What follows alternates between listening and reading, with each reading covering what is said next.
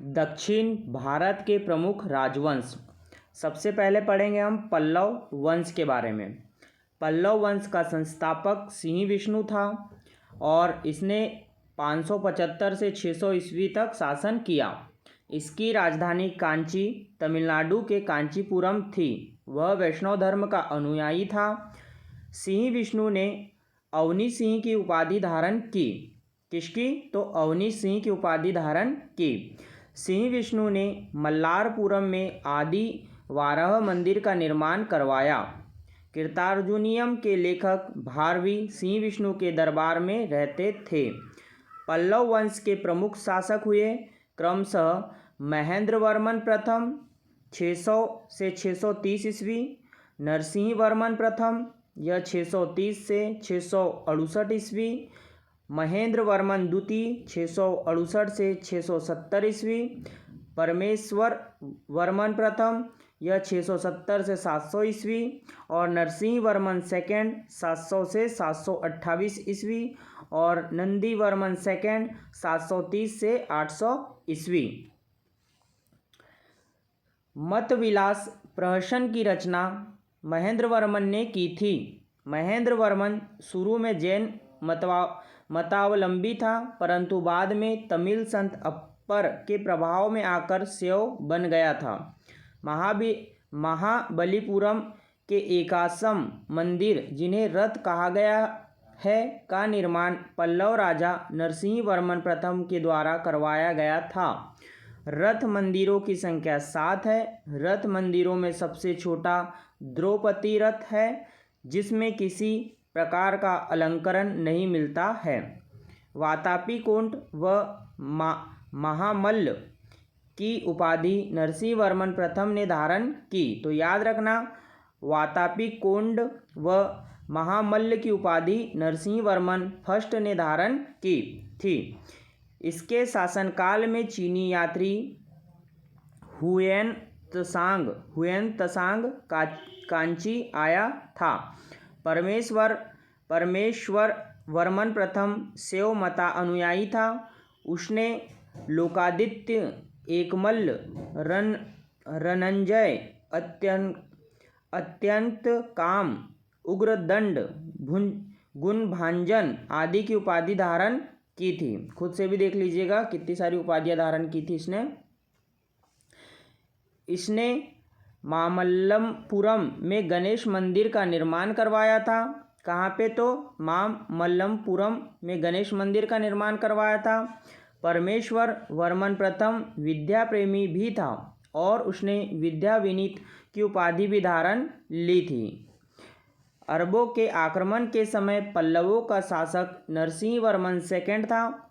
उसने राजाओं में सिंह, आगम प्रिय, शास्त्रों का प्रेमी और शंकर भक्त, शिव का उपासक की उपाधियां धारण की। उसने कांची के कैलाश मंदिर का निर्माण करवाया, जिसे राज सिद्धेश्वर मंदिर भी कहा जाता है। इसी मंदिर के निर्माण से द्रविड़ स्थापत्य कला की शुरुआत हुई। महाबलीपुरम में शोर मंदिर का निर्माण भी नरसिंह वर्मन सेकंड ने किया।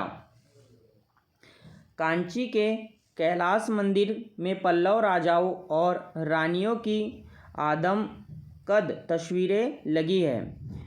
10 कुमार चरित्र के लेखक दंडी नरसिंह वर्मन सेकंड के दरबार में रहते थे। तो इम्पोर्टेंट लाइन है यह कि 10 कुमार चरित्र के लेखक दंडी नरसिंह वर्मन सेकंड के दरबार में रहते थे। कांची के मुक्तेश्वर मंदिर तथा बैकुंठ पेरामल मंदिर का निर्माण नरसिंह वर्मन सेकंड ने करवाया। प्रसिद्ध वैष्णव संत तिरुमल्लई अलवार नरसिंह वर्मन सेकंड के समकालीन थे। नंदी वर्मन थर्ड शैव मता अनुयायी था।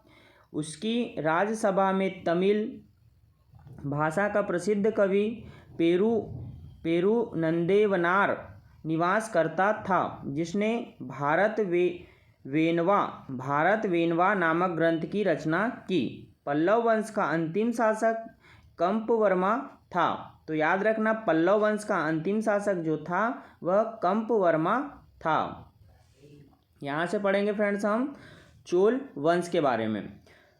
9वीं शताब्दी में चोल वंश पल्लवों के ध्वंसावशेषों पर स्थापित हुआ। इस वंश के संस्थापक विजयालय थे, जो कि 850 से 887 ईस्वी तक इन्होंने शासन किया, जिसकी राजधानी तांजाय यानी कि तंजौर या तंजावुर था। तंजावुर का वास्तुकार कुंजरमल राजाराज पेरुथच्चन था। विजयालय ने नरकेसरी की उपाधि धारण की और निशुंभ सूदिनी देवी का मंदिर बनवाया। चोलों का स्वतंत्र राज्य आदित्य प्रथम ने स्थापित किया। पल्लवों पर विजय पाने के उपरांत आदित्य प्रथम ने कोदंड राम की उपाधि धारण की। तक्कोलम के युद्ध में राष्ट्रकूट नरेश कृष्ण थर्ड ने परांतक फर्स्ट को पराजित किया। इस युद्ध में परांतक फर्स्ट का बड़ा लड़का राजादित्य मारा गया। राजराज प्रथम ने श्रीलंका पर आक्रमण किया। वहां के राजा महिम पांचवें को भागकर श्रीलंका के दक्षिण जिला रोहन में शरण लेनी पड़ी। राज फर्स्ट श्रीलंका के जीवित प्रदेशों को चोल साम्राज्य का एक नया प्रांत मुंडी चोल मंडलम राजधानी जो पोलन्नरुवा बनाया। राज फर्स्ट शैव धर्म का अनुयायी था। इसने तंजौर में राजराजेश्वर का शिव मंदिर बनवाया। चोल साम्राज्य का सर्वाधिक विस्तार राजेंद्र प्रथम के शासनकाल में हुआ है। बंगाल के पाल शासक महिपाल को पराजित करने के बाद राजेंद्र प्रथम ने गंगैकोंड चोल की उपाधि धारण की और नवीन राजधानी गंगैकोंड चोलपुरम के निकट चोल गंगम नामक विशाल तालाब का निर्माण करवाया। आगे है चोल काल में भूमि के प्रकार। वेल्लन वगाई गैर ब्राह्मण किसान स्वामी की भूमि को कहते थे क्या? वेल्लन वगाई। ब्रह्मदेव ब्राह्मणों को उपहार दी गई भूमि। तो ब्रह्मदेव भूमि जो है ब्राह्मणों को उपहार में दी गई भूमि है। साला भोग किसी विद्यालय में रख रखाव की भूमि को क्या बोलते थे? साला भोग। देवदान या तिरुन मंडक कन्नी, यह जो है मंदिर को उपहार में दी गई भूमि को कहते थे। देवदान या तिरुन मंडक कन्नी। पली चंदम जो है यह जैन संस्थानों को दान दी गई भूमि को कहते थे। इम्पोर्टेंट नोट दिया हुआ है कि गजनी का सुल्तान महमूद राजेंद्र प्रथम का समकालीन था। राजेंद्र सेकंड ने पंकेसरी क्या लिखा हुआ है? प्रकेसरी की एवं वीर राजेंद्र ने राजकेसरी की उपाधि धारण की। तो राजेंद्र सेकंड ने प्रकेसरी की एवं वीर राजेंद्र ने राजकेसरी की उपाधि धारण की। चोल वंश का अंतिम राजा राजेंद्र थर्ड था। चोलों एवं पश्चिमी चालुक्य के बीच शांति स्थापित करने में गोवा के कदंब शासक जयकेश प्रथम ने मध्यस्थ की भूमिका निभाई थी। याद रखना। विक्रम चोल अभाव एवं अकाल से ग्रस्त गरीब जनता से राजस्व वसूल कर चिदम्बरम मंदिर का विस्तार करवा रहा था। कलोंगतुंग सेकंड ने चिदम्बरम मंदिर में स्थित गोविंदराज विष्णु की मूर्ति को समुद्र में फेंकवा दिया। कालांतर में वैष्णव आचार्य रामानुजाचार्य ने उक्त मूर्ति का पुनरुद्धार किया और उसे तिरुपति के मंदिर में प्राण प्रतिष्ठित किया। चोल प्रशासन में भाग लेने वाले उच्च पदाधिकारियों को पेरुनंदरम एवं निम्न श्रेणी के पदाधिकारियों को सेरुनंदरन कहा जाता था। लेखों में कुछ उच्चाधिकारियों को उड्डयन कूटम कहा गया है, जिसका अर्थ है सदा राजा के पास रहने वाला अधिकारी। संपूर्ण चोल साम्राज्य 6 मंडलों प्रांतों में विभक्त था। मंडलम कोट्टम नाडु में एवं नाडु कई कुर्रुमों में विभक्त था। नाडु की स्थानीय सभा को नाटूर एवं नगर की स्थानीय सभा को नगरतार कहा जाता था। क्या कहा जाता था? तो नगरतार कहा जाता था। बेल्लाल जाति के धनी किसानों को केंद्रीय सरकार की देखरेख में नाडु के कामकाज में अच्छा खासा नियंत्रण हासिल था। उनमें से कई धनी भूस्वामियों को चोल राजाओं के सम्मान के रूप में मुवेद वेलन, 3 राजाओं को अपनी सेवाएं प्रदान करने वाला वेलन या किसान अरैयार प्रधान जैसी उपाधियां दी। उन्हें केंद्र में महत्वपूर्ण राजकीय पद सौंपे। स्थानीय स्वशासन चोल प्रशासन की मुख्य विशेषता थी। सर्वसाधारण लोगों की समिति थी जिसका कार्य होता था सार्वजनिक कल्याण के लिए तालाबों और बगीचों के निर्माण हेतु गांव की भूमि का अधिग्रहण करना। सभा या महासभा, यह मूलतः उग्रहारों और ब्राह्मण बस्तियों की सभा थी जिसके सदस्यों को पेरूमक्कल कहा जाता था। क्या कहा जाता था? तो पेरूमक्कल कहा जाता था। यह सभा वरियम नाम की समितियों के द्वारा अपने कार्य को संचालित करती थी। सभा की बैठक गांव में मंदिर के निकट वृक्ष के नीचे या तालाब के किनारे होती थी। व्यापारियों की सभा को नगरम कहते थे। चोल काल में भूमिकर उपज का 1/3 भाग हुआ करता था। गांव में कार्य समिति की सदस्यता के लिए जो वेतनभोगी कर्मचारी रखते थे उन्हें मध्यस्थ कहते थे। उत्तर मेरूर अभिलेख के अनुसार सभा की सदस्यता, आइए इसे भी पढ़ते हैं। सभा की सदस्यता के लिए इच्छुक लोगों को ऐसी भूमि का स्वामी होना चाहिए जहां से भू राजस्व वसूला जाता है। उनके पास अपना घर होना चाहिए। उनकी उम्र 35 से 70 वर्ष के बीच होनी चाहिए। उन्हें वेदों का ज्ञान होना चाहिए। उन्हें प्रशासनिक मामलों की अच्छी जानकारी होनी चाहिए और ईमानदारी होना चाहिए।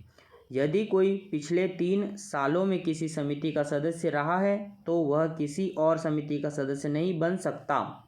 जिसने अपने या अपने संबंधियों के खाते जमा नहीं कराए हैं वह चुनाव नहीं लड़ सकता। तो जिसने अपने या अपने संबंधियों के खाते जमा नहीं कराए वह चुनाव नहीं लड़ सकता। तो यह रहा फ्रेंड्स उत्तर मेरूर अभिलेख के अनुसार सभा की सदस्यता। ब्राह्मणों को दी गई कुर मुक्त भूमि को चतुर्वेदी मंगलम एवं दान दी गई भूमि ब्रह्मदेह कहलाती थी। चोल सेना का सबसे संगठित अंग था पदादी सेना। चोल काल में कलंजू सोने के सिक्के थे। तो चोल काल में कलंजू सोने के सिक्के थे।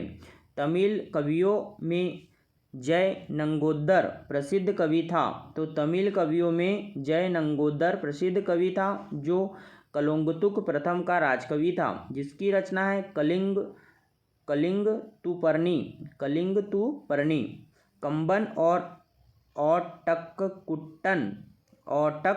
कुट्टन और पुगलेंदी को तमिल साहित्य का और पंप पोन्न एवं रन्न कन्नड़ साहित्य का त्रिरत्न कहा जाता है। एक बार मैं फिर से पढ़ूंगा इसको कि कंबन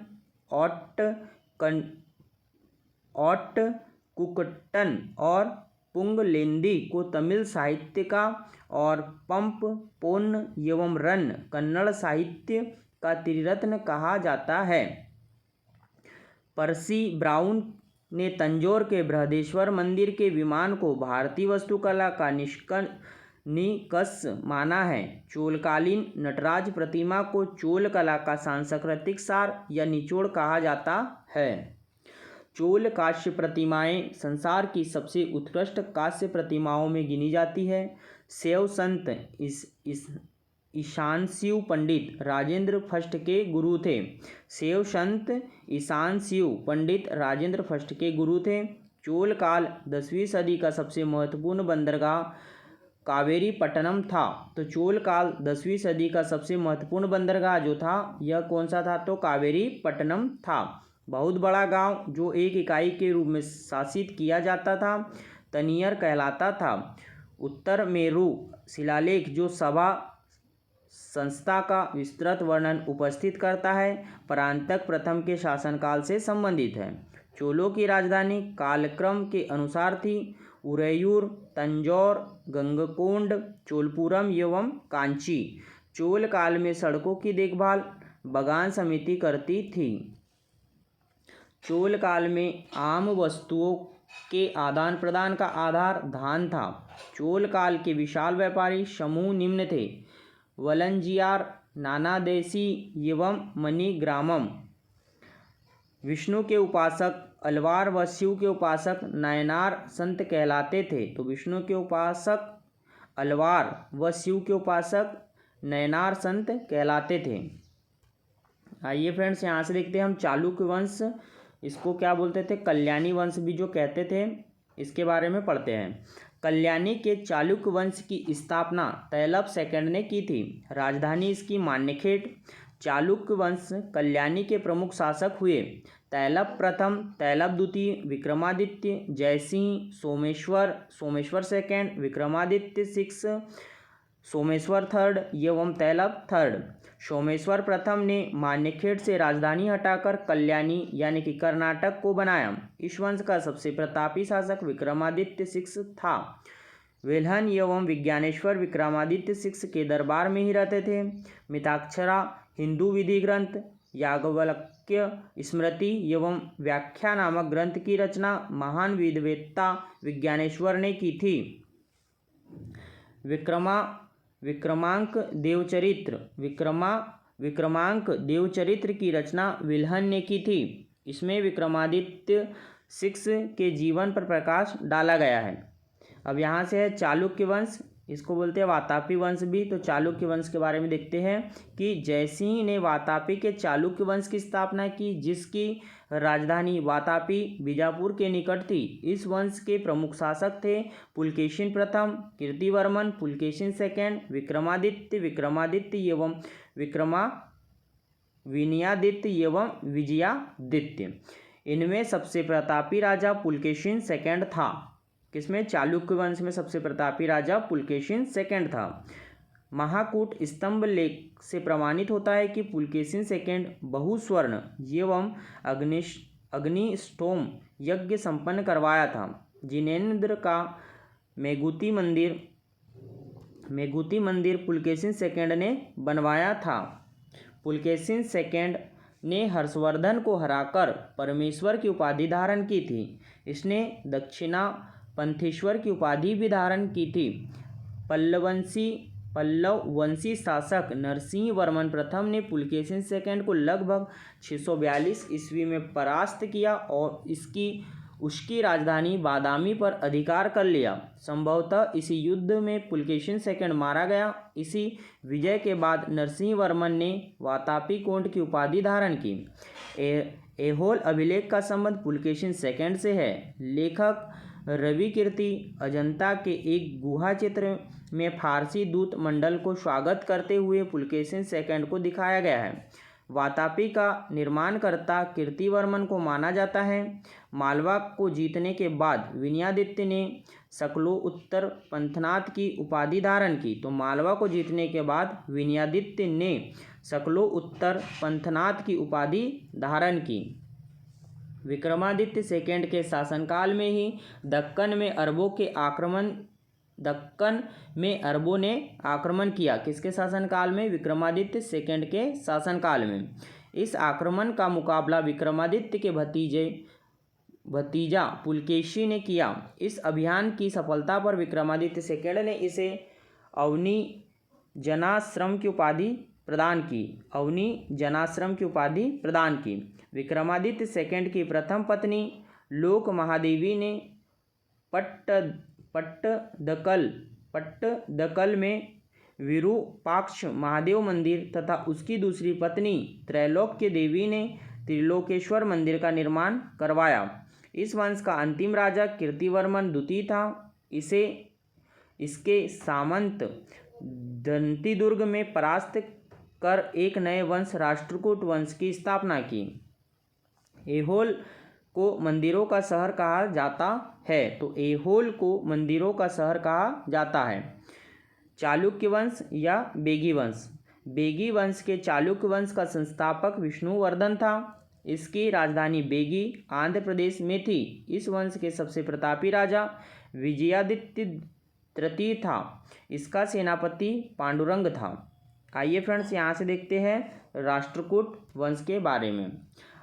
राष्ट्रकूट राजवंश का संस्थापक दंतीदुर्ग 752 ईस्वी था। शुरुआत में वे कर्नाटक के चालुक्य राजाओं के अधीन थे। इसकी राजधानी मनकीर या मान्यखेत वर्तमान मालखेड़ सोलापुर के निकट थी। राष्ट्रकूट वंश के प्रमुख शासक थे कृष्ण प्रथम, ध्रुव गोविंद तृतीय, अमोघवर्ष कृष्ण सेकंड, इंद्र थर्ड एवं कृष्ण थर्ड।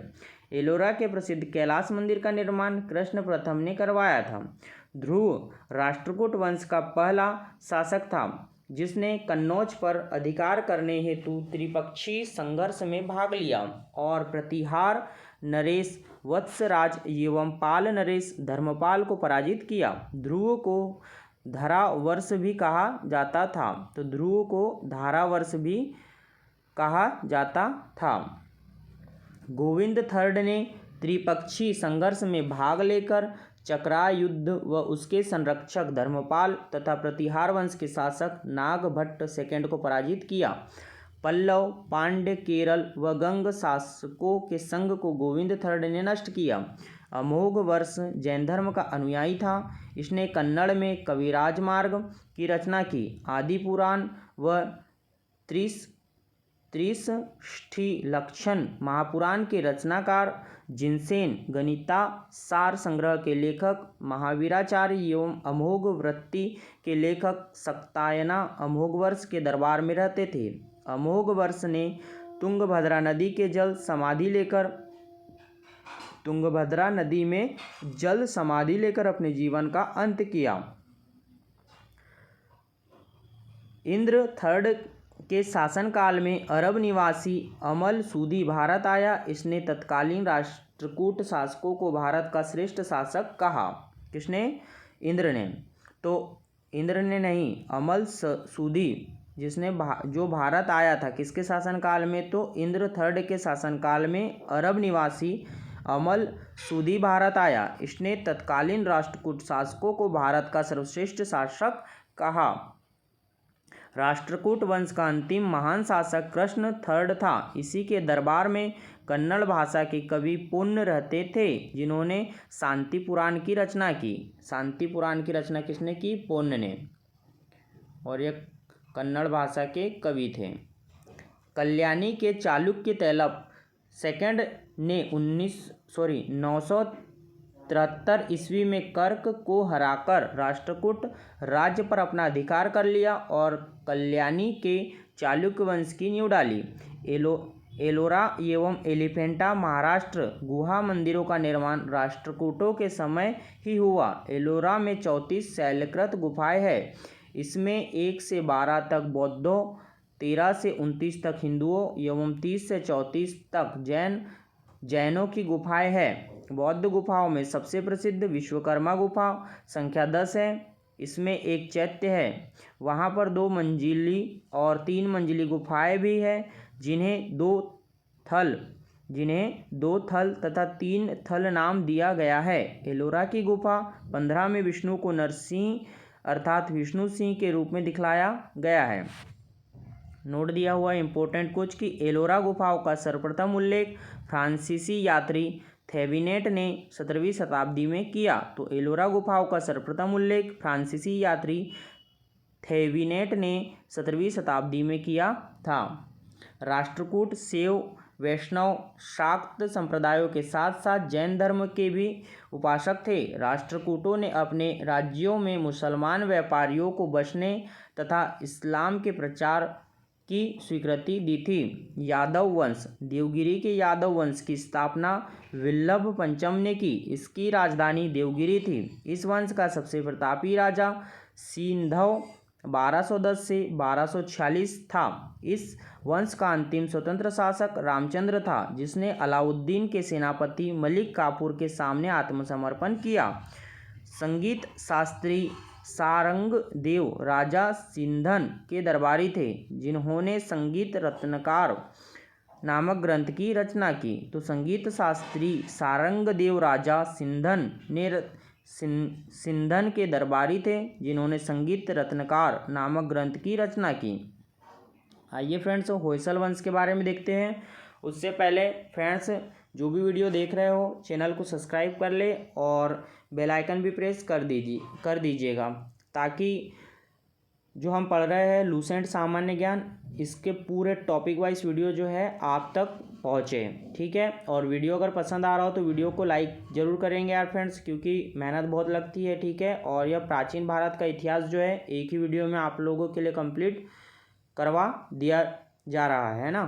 तो आइए देखते हैं होयसल वंश के बारे में। द्वार समुद्र के होयसल वंश की स्थापना विष्णुवर्धन ने की थी। होयसल वंश यादव वंश की एक शाखा थी। बेल्लूर में चेन्ना केशव मंदिर का निर्माण विष्णुवर्धन ने 1117 में किया था। तो वेल्लूर में चेन्ना केशव मंदिर का निर्माण विष्णुवर्धन ने 1117 में किया था। होयसल वंश का अंतिम शासक वीर बल्लाल तृतीय था जिसे मलिक काफूर ने हराया था। होयसल वंश की राजधानी द्वार समुद्र आधुनिक हेलविड था। अब यहाँ पर है कदम वंश। कदम वंश की स्थापना मयूर शर्मन ने की थी। कदम वंश की राजधानी वनवासी था। यहाँ पर है अब गंगवंश। गंगवंश संस्थापक ब्रजहस्त पंचम था। अभिलेखों के अनुसार गंगवंश के प्रथम शासक कोंकणी वर्मा था। गंगों की प्रारंभिक राजधानी कोलाल यानी कि कुल्लर थी जो बाद में तलकांट हो गई। दत्तक पुत्र पर टीका लिखने वाला गंग शासक माधव प्रथम था। आइए अब देखेंगे हम काकतीय वंश के बारे में। काकतीय वंश का संस्थापक बीटा प्रथम था जिसने नलकोंडा हैदराबाद में एक छोटे राज्य का गठन किया जिसकी राजधानी अमकोंड थी। इस वंश का सबसे शक्तिशाली शासक गणपति था। रुद्रमा देवी गणपति की बेटी थी जिसने रुद्रदेव महाराज का नाम ग्रहण किया जिसने 35 वर्ष तक शासन किया। गणपति ने अपनी राजधानी वारंगल में स्थापित कर ली थी। इस राजवंश का अंतिम शासक प्रतापरुद्र 1295 से 1323 ईस्वी तक था। तो इस वंश का अंतिम शासक प्रतापरुद्र था। आइए यहाँ से देखेंगे हम सीमावर्ती राजवंशों का अभ्युदय। तो सीमावर्ती राजवंशों का अभ्युदय पाल वंश का संस्थापक गोपाल था। इस वंश की राजधानी मुंगेर थी। पाल शासक बौद्ध धर्म के अनुयायी थे। गोपाल ओदंतपुरी विश्वविद्यालय की स्थापना की। तो गोपाल ने ओदंतपुरी विश्वविद्यालय की स्थापना की थी। पालवंश का सबसे महान शासक धर्मपाल था जिसने विक्रमशिला विश्वविद्यालय की स्थापना की। कन्नौज के लिए त्रिपक्षीय संघर्ष पालवंश गुर्जर प्रतिहार वंश एवं राष्ट्रकूट वंश के बीच हुआ। इसमें पालवंश की ओर से सर्वप्रथम धर्मपाल शामिल हुआ था। 11वीं सदी के गुजराती कवि सोडठल ने धर्मपाल को उत्तरापंथ स्वामी की उपाधि से संबोधित किया है। सोमपुर महाविहार का निर्माण धर्मपाल ने करवाया था। ओदंतपुरी जो कि बिहार के प्रसिद्ध बौद्ध मठ का निर्माण देवपाल ने करवाया था। तो ओदंतपुरी के प्रसिद्ध बौद्ध मठ का निर्माण देवपाल ने करवाया था। और यह कहाँ पे है ओदंतपुरी का मंदिर? तो बिहार में। जावा के शैलेंद्र वंशी शासक बालपुत्र देव के अनुरोध पर देवपाल ने उसे नालंदा में एक बौद्ध विहार बनाने के लिए 5 गांव दान दिए थे। गौंड रीति नामक साहित्यिक विद्या का विकास पाल शासकों के समय में हुआ। यहाँ पर दिया हुआ है छोटा सा सेन वंश। सेन वंश की स्थापना सामंत सेन ने राढ़ में की थी। इसकी राजधानी नदिया या लखनौती थी। सेन वंश के प्रमुख शासक विजय सेन, भल्लाल सेन एवं लक्ष्मण सेन थे। सेन वंश का प्रथम स्वतंत्र शासक विजय सेन था जो शैव धर्म का अनुयायी था। दान सागर एवं अद्भुत सागर नामक ग्रंथ की रचना सेन शासक भल्लाल सेन ने की थी। अद्भुत सागर को लक्ष्मण सेन ने पूर्ण रूप दिया था। अद्भुत सागर को लक्ष्मण सेन ने पूर्ण रूप दिया था। लक्ष्मण सेन की राज्यसभा में गीत गोविंद के लेखक जयदेव, पवनदूत के लेखक धोई एवं ब्राह्मण वर्चस्व के लेखक हलायुद्ध रहते थे। हलायुद्ध लक्ष्मण सेन का प्रधान न्यायाधीश एवं मुख्यमंत्री था। विजय सेन ने देवपाड़ा में प्रद्युम्नेश्वर मंदिर, शिव की विशाल मंदिर की स्थापना की। प्रद्युम्नेश्वर मंदिर यानी कि शिव की विशाल मंदिर की स्थापना की। सेन राजवंश प्रथम राजवंश था जिसने अपना अभिलेख सर्वप्रथम हिंदी में उत्कृष्ट करवाया। लक्ष्मण सेन बंगाल का अंतिम हिंदू शासक था। यहाँ से है फ्रेंड्स कश्मीर के राजवंशों के बारे में। आइए देखते हैं कश्मीर के राजवंश। कश्मीर पर शासन करने वाले शासक वंश कालक्रम से इस प्रकार थे: कारकोट वंश, उत्पल वंश और लोहार वंश। 627 ईस्वी में दुर्लभ वर्धन नामक व्यक्ति ने कश्मीर में कारकोट वंश हिंदू वंश की स्थापना की थी। हेनसांग ने उसके शासनकाल में कश्मीर की यात्रा की। कारकोट वंश का सबसे शक्तिशाली राजा ललितादित्य मुक्तापिंड था। कश्मीर का मार्तंड मंदिर का निर्माण ललितादित्य मुक्तापिंड के द्वारा करवाया गया था। कारकोट वंश के बाद कश्मीर पर उत्पल वंश का शासन हुआ। इस वंश का संस्थापक अवंती वर्मन था। तो कारकोट वंश के बाद कश्मीर पर उत्पल वंश का शासन हुआ। इस वंश का संस्थापक अवंती वर्मन था। अवंतीपुर नामक नगर की स्थापना अवंती वर्मन ने की थी। अवंतीपुर की स्थापना अवंती वर्मन ने की थी।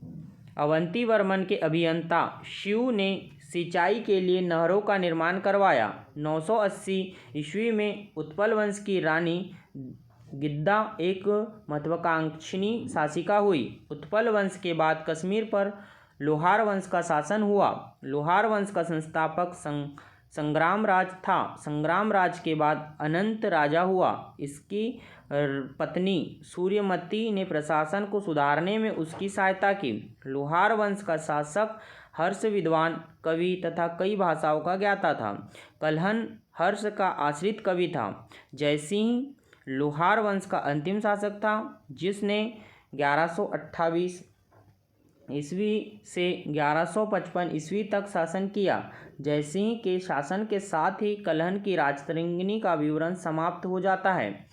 कामरूप का वर्मन वंश 4वीं शताब्दी के मध्य कामरूप में वर्मन वंश का उदय हुआ। इस वंश की प्रतिष्ठा का संस्थापक पुष्यवर्मन था। इसकी राजधानी प्रागज्योतिष नामक स्थान पर थी। कालांतर में कामरूप पाल साम्राज्य का एक अंग बन गया। यहाँ पर है फ्रेंड्स राजपूत राजवंशों की उत्पत्ति। राजपूत राजवंशों की उत्पत्ति। गुर्जर प्रतिहार वंश। मालवा का शासक नागभट्ट प्रथम गुर्जर प्रतिहार वंश का संस्थापक था। नागभट्ट सेकंड को राष्ट्रकूट सम्राट गोविंद थर्ड ने हराया था। प्रतिहार वंश का सर्वाधिक शक्तिशाली एवं प्रतापी राजा मिहिरभोज था। मिहिरभोज ने अपनी राजधानी कन्नौज में बनाई थी। वह विष्णु भक्त था। उसने विष्णु के सम्मान में आदि वराह की उपाधि ग्रहण की। राजशेखर प्रतिहार शासक महेंद्रपाल के दरबार में रहते थे। इस वंश का अंतिम राजा यशपाल 1036 ईस्वी था। 1036 ईस्वी था। दिल्ली नगर की स्थापना तोमर नरेश अनंगपाल ने 11वीं सदी के मध्य में की थी। तो दिल्ली नगर की स्थापना तोमर नरेश अनंगपाल ने 11वीं सदी के मध्य में की थी। गढ़वाल जिसको राठौर राजवंश भी कहते हैं, तो गढ़वाल या राठौर राजवंश। गढ़वाल वंश का संस्थापक चंद्रदेव था। इसकी राजधानी वाराणसी थी। इस वंश का सर्वाधिक शक्तिशाली राजा गोविंद चंद्र था। इसका मंत्री लक्ष्मीधर शास्त्रों का प्रकांड पंडित था जिसने कृत्य कल्पतरु नामक ग्रंथ लिखा। गोविंद चंद्र की एक रानी कुमार देवी ने सारनाथ में धर्मचक्र जीन विहार बनवाई। पृथ्वीराज थर्ड ने स्वयंवर से जयचंद की पुत्री संयोगिता का अपहरण कर लिया था। तो पृथ्वीराज थर्ड ने स्वयंवर से जयचंद की पुत्री संयोगिता का अपहरण कर लिया था। इस वंश का अंतिम शासक जयचंद था, जिसे गौरी ने 1194 ईस्वी के चंदावर युद्ध में मार डाला।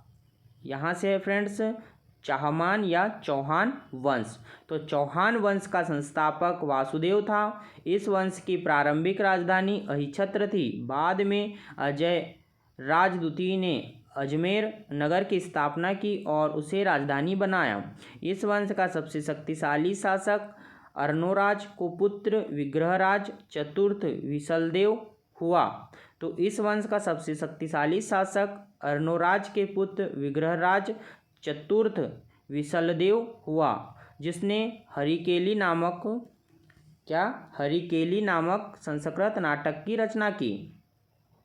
सोमदेव विग्रहराज फोर्थ के राजकवि थे। इन्होंने ललित विग्रहराज नामक नाटक लिखा। अढ़ाई दिन का झोपड़ा नामक मस्जिद शुरू में विग्रहराज फोर्थ द्वारा निर्मित एक विद्यालय था। तो याद रखना कि अढ़ाई दिन का झोपड़ा नामक मस्जिद शुरू में विग्रहराज फोर्थ द्वारा निर्मित एक विद्यालय था।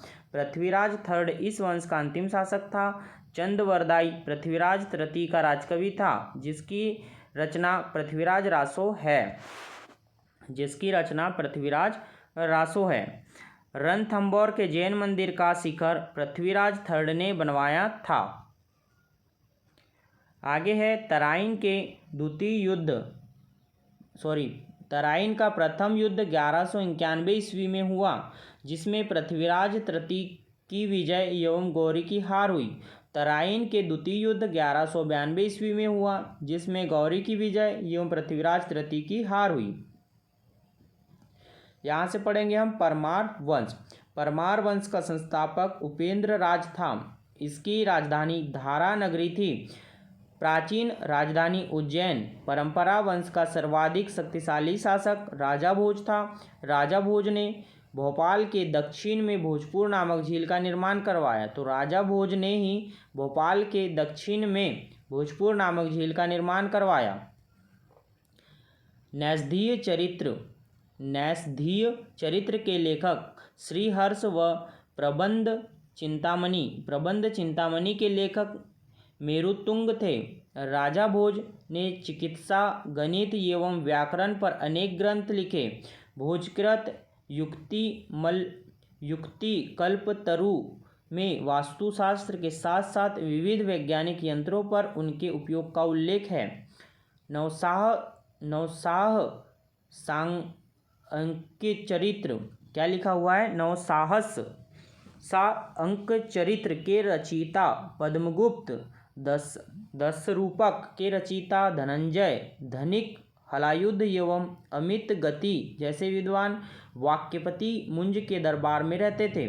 कविराज की उपाधि से विभूषित शासक था राजा भोज। भोज ने अपनी राजधानी सरस्वती मंदिर का निर्माण करवाया था। इस मंदिर के परिसर में संस्कृत विद्यालय भी खोला गया था। राजा भोज के शासनकाल में धारा नगरी विद्या व विद्वानों का प्रमुख केंद्र थी। इसने चित्तौड़ में त्रिभुवनम नारायण मंदिर का निर्माण करवाया।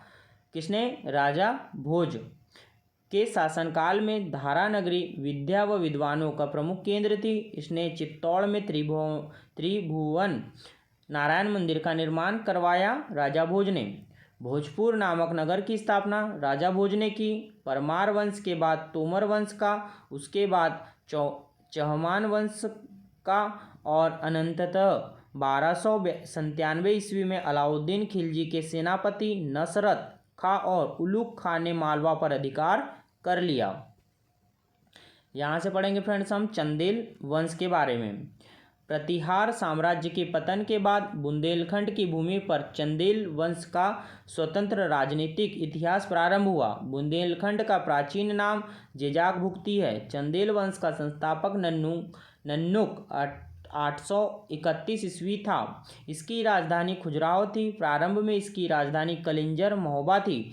राजा धंग ने अपनी राजधानी कलिंगजर से खजुराहो में स्थानांतरित की थी। चंदेल वंश का प्रथम स्वतंत्र एवं सबसे प्रतापी राजा यशोवर्मन था। यशोवर्मन ने कन्नौज पर आक्रमण कर प्रतिहार राजा देवपाल को हराया तथा उससे एक विष्णु की प्रतिमा प्राप्त की, जिसे उसने खजुराहो के विष्णु मंदिर में स्थापित की।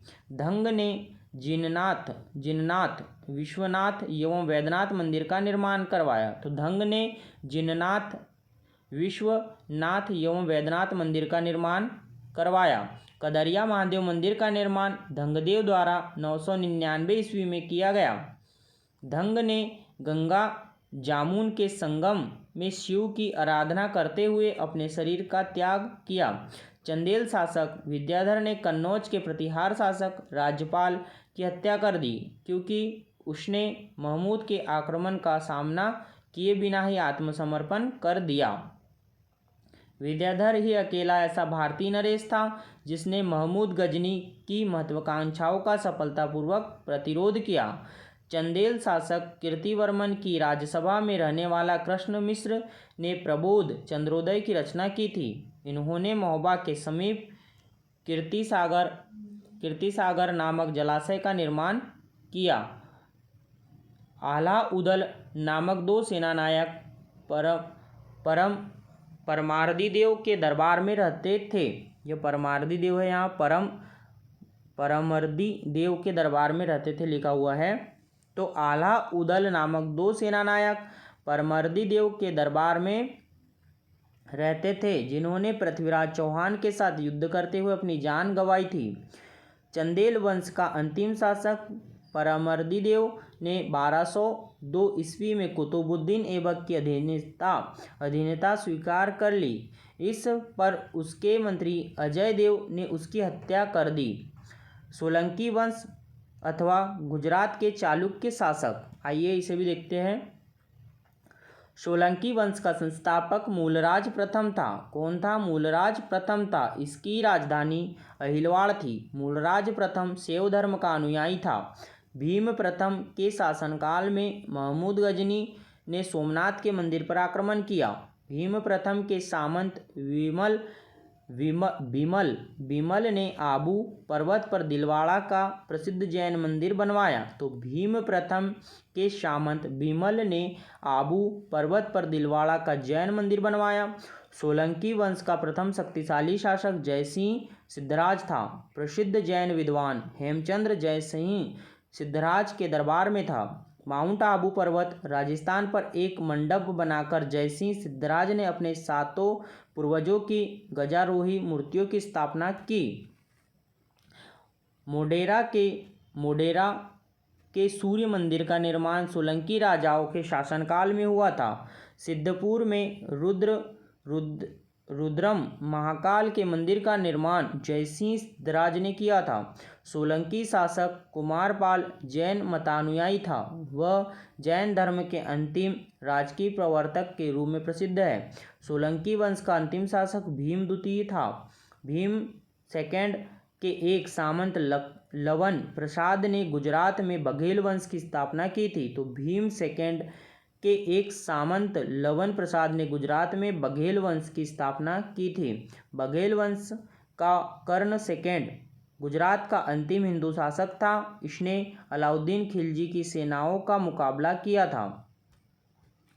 यहाँ पर है फ्रेंड्स कलचुरी चेदी राजवंश। कलचुरी वंश का संस्थापक कुक्कल था। इसकी राजधानी त्रिपुरी थी। कलचुरी वंश का एक शक्तिशाली शासक गांगेय था, जिसने विक्रमादित्य की उपाधि धारण की। पूर्व मध्यकाल में स्वर्ण सिक्कों के विलुप्त हो जाने के पश्चात उन्होंने सर्वप्रथम इसे प्रारंभ करवाया। कलचुरी वंश का सबसे महान शासक कर्णदेव था, जिसने कलिंग पर विजय प्राप्त की और त्रिकलिंगाधिपति की उपाधि धारण की। प्रसिद्ध कवि राजशेखर कलचुरी के दरबार में ही रहते थे। यहाँ पर दिया हुआ है फ्रेंड्स सिसोदिया वंश। क्या दिया हुआ है? सिसोदिया वंश। सिसोदिया वंश के शासक अपने को सूर्यवंशी कहते थे, जो मेवाड़ पर शासन करते थे। मेवाड़ की राजधानी चित्तौड़ थी। अपनी विजयों के उपलक्ष्य में विजय स्तंभ का निर्माण राणा कुंभा ने चित्तौड़ में करवाया। खतौली का युद्ध 1518 में राणा सांगा व इब्राहिम लोदी के बीच हुआ। तो खतौली का युद्ध 1518 में राणा सांगा व इब्राहिम लोदी के बीच हुआ था। फ्रेंड्स, वीडियो अगर पसंद आया होगा प्राचीन भारत का इतिहास तो वीडियो को लाइक कीजिए, और जो भी स्टूडेंट यहाँ चैनल पर लास्ट तक बने रहे चैनल को ज़रूर से ज़रूर सब्सक्राइब कर ले, क्योंकि आगे हम पढ़ने वाले मध्यकालीन भारत के बारे में, उसके बाद में हम पढ़ेंगे आधुनिक भारत के बारे में। इससे अपना जो इतिहास है यह पूरा का पूरा जो है कंप्लीट हो जाएगा। ठीक है, तो ऐसे ही वीडियो देखने के लिए आप चैनल पर जुड़े रहें और चैनल को सब्सक्राइब कर ले और बेल आइकन भी प्रेस कर दीजिए, ताकि जैसे ही कोई बड़ा वीडियो मैं यहाँ पर अपलोड करूँ उसका नोटिफिकेशन सबसे पहले आप लोगों को प्राप्त हो, और जो है आपका इतिहास जो है यह रिवीजन होते रहे। तो जो भी स्टूडेंट यहाँ वीडियो को पूरा लास्ट तक देखे हैं उनका बहुत बहुत धन्यवाद और बहुत बहुत आभार व्यक्त करता हूँ, और उनका जो है उनकी ओर से मैं भी धन्यवाद ग्रहण करता हूँ। जय हिंद, जय भारत दोस्तों। 1 से 2 बार वीडियो को ज़रूर देखेंगे ताकि आपका रिवीजन हो, ठीक है, और आप आगे खुद समझदार हो। ठीक है, जय हिंद, जय भारत।